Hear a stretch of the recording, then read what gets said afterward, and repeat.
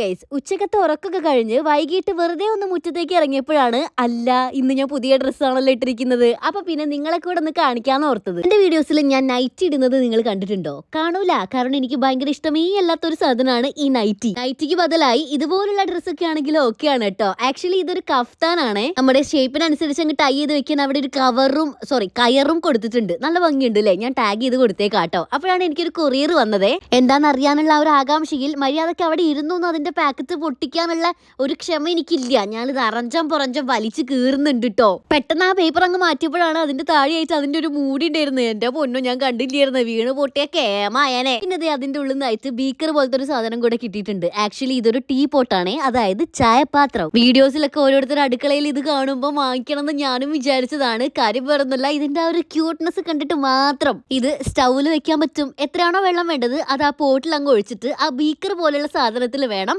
ചായപ്പൊടി പഞ്ചസാര ഇട്ട് കൊടുക്കാൻ. എന്നിട്ട് ആ ബീക്കർ പോട്ടിലേക്ക് അങ്ങ് ഇറക്കി വെച്ച് കൊടുക്കണം. ഞാൻ വിട്ടുപോയി നിൽക്കുന്നുണ്ട്. കാര്യം വേറെ ഒന്നുമല്ല, ഇത് ചൂടാവുന്ന സമയത്ത് എങ്ങാനും പൊട്ടിത്തെറിച്ചാലോ എന്ന് മേടിച്ചിട്ടാണ്. നോക്കി എല്ലാവരും ഇവിടെ കാണികളായിട്ട് നോക്കി നിൽക്കുന്നുണ്ട് ഇത് എന്തായ തീർന്ന് കാണാൻ. ഫൈനലി നമ്മുടെ ചായ ഇതേ തിളച്ചു മറിയുന്നുണ്ട്. ഒരു പേടിയും പേടിക്കണ്ട, ഇത് പൊട്ടിത്തെറിക്കൂല.